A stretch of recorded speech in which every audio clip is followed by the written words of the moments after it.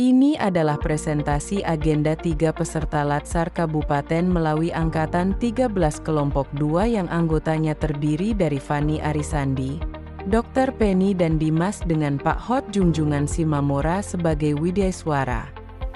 Sebelum masuk ke materi, ayo kita bermain game di Kahoot. Pengertian Smart ASN dan kedudukan PNS sebagai pilar negara.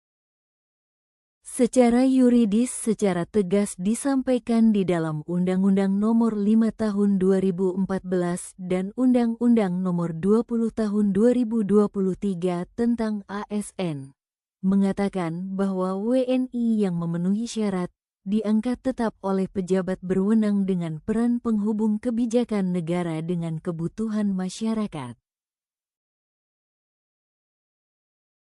PNS sebagai pilar negara harus memiliki sikap profesionalisme yang menjunjung tinggi standar kerja birokrasi, memiliki sikap netralitas yang bebas dari intervensi politik serta secara konstitusional menjalankan amanat konstitusi. Lahirnya konsep Smart ASN adalah untuk menjawab tantangan globalisasi, digitalisasi dan ekspektasi masyarakat yang semakin tinggi. Tuntutan bagi CPNS ialah satu kesiapan konseptual dan strategis bukan sekadar administratif, dua kompetensi digital komunikasi lintas budaya dan kepekaan isu global, tiga bagian sistem lebih besar penentu arah pembangunan nasional. Sistem merit dalam pengelolaan ASN bertujuan untuk membangun birokrasi yang profesional, transparan, dan akuntabel untuk Indonesia yang lebih baik berdasarkan Undang-Undang Nomor 5 Tahun 2014.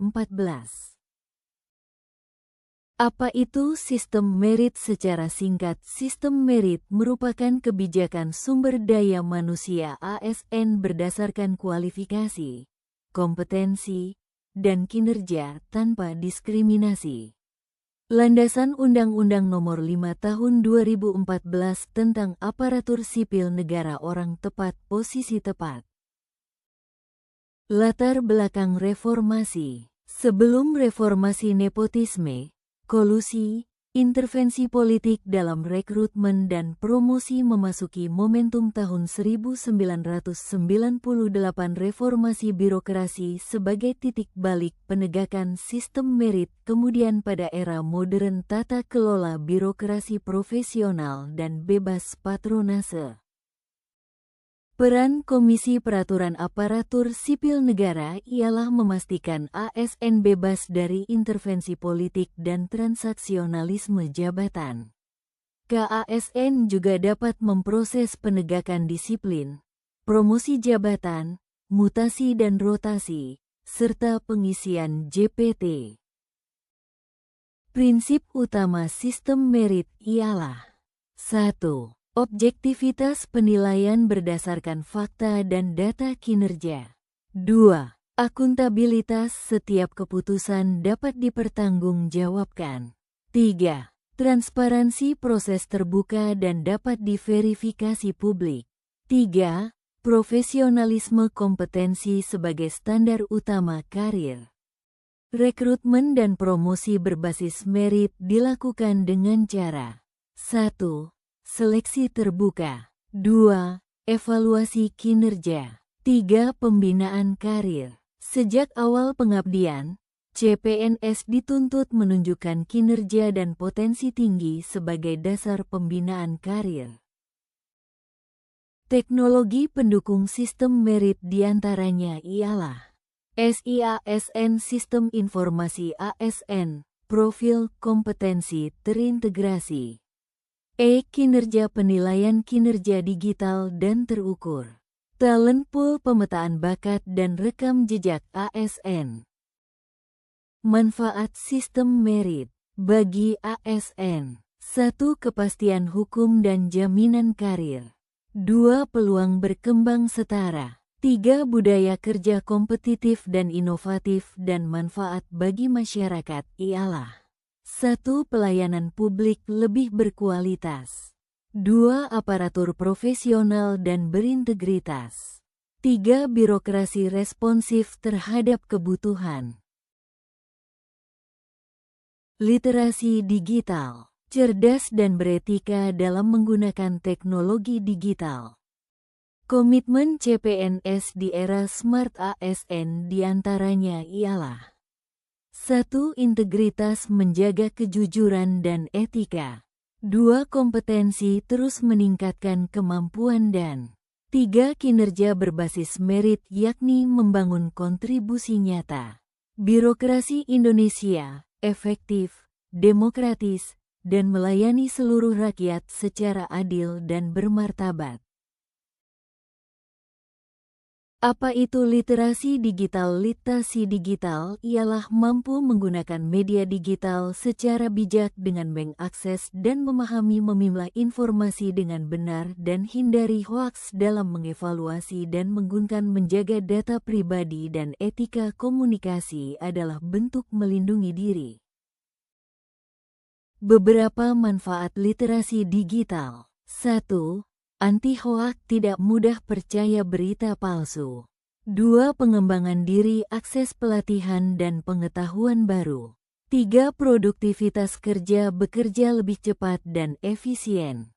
4. Keamanan digital, lindungi data pribadi, hindari penipuan. 5. Komunikasi efektif, berinteraksi sopan di media digital. 6. Citra positif, tampil profesional dan bertanggung jawab. Dampak tanpa literasi digital ialah sebagai berikut. 1. Mudah terpengaruh hoaks, menyebarkan informasi yang tidak benar. 2. Resiko keamanan tinggi, phishing, pencurian data, penipuan online. 3. Etika buruk di media sosial, komentar kasar, merusak citra diri. 4. Tertinggal dan kurang produktif, sulit bersaing di dunia kerja. Pilar 1. Cakap digital. Digital skills ialah kemampuan teknis menggunakan perangkat keras, perangkat lunak, dan platform digital secara efektif. Mengoperasikan komputer dan HP, mencari informasi di mesin pencari, mengoperasikan aplikasi perkantoran dan coding dasar. Pilar 2. Etika digital. Digital etik ialah menerapkan tata krama, etiket, saat berinteraksi di ruang digital. Dengan menghindari penyebaran berita palsu atau hoaks, menggunakan bahasa yang sopan dan tidak melakukan cyberbullying, dan menghargai karya orang lain atau hak cipta seseorang. Pilar 3. Keamanan digital, yakni melindungi data pribadi, privasi dan perangkat dari ancaman kejahatan dengan cara mengaktifkan verifikasi dua faktor autentikator, membuat kata sandi yang kuat serta menghindari tautan mencurigakan. Pilar 4. Budaya digital, digital culture, membangun wawasan kebangsaan selaras dengan nilai-nilai Pancasila dan Bhinneka Tunggal Ika. Dengan cara mempromosikan budaya lokal di media sosial, menghargai perbedaan pendapat, serta menggunakan bahasa Indonesia yang baik. Etika bermedia digital bagi ASN, integritas di ruang digital, tanggung jawab setiap aparatur sipil negara. Apa itu etika bermedia digital? 1. Etika bermedia digital ialah mampu mengatur perilaku individu di platform digital serta menjaga nilai dan norma. 2. ASN wajib menjaga martabat lembaga dan kepercayaan publik sebagai representasi negara. Dan yang ke-3. Membuat opini dan konten di medsos yang mencerminkan integritas ASN. Pelanggaran etika digital ASN. Hal-hal yang dapat melanggar etika digital bagi ASN ialah sebagai berikut. 1. Menyebarkan informasi dan konten tidak benar atau hoaks. 2. Melanggar prinsip inklusivitas atau membuat ujaran kebencian. 3. Menyalahi netralitas Undang-Undang ASN dan BKN.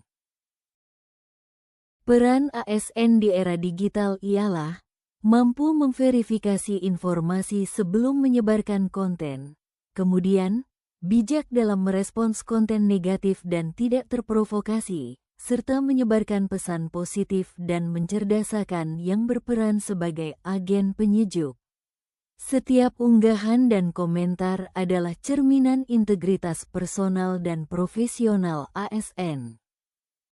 3 pilar Smart ASN ialah: 1. Literasi digital, paham teknologi untuk kinerja publik.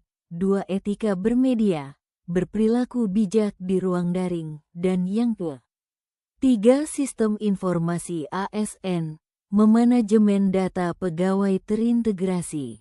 Ketiganya bukan pilihan, melainkan keniscayaan bagi CPNS generasi birokrasi baru.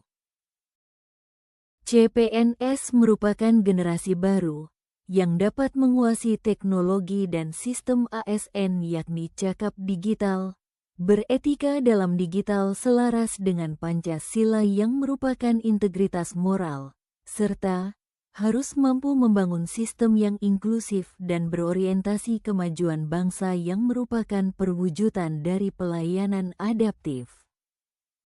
Terima kasih. Pergi ke pasar membeli belacan, jangan lupa beli kopi panas. Kalau ASN jalankan peran, Smart ASN pasti terwujud dengan jelas.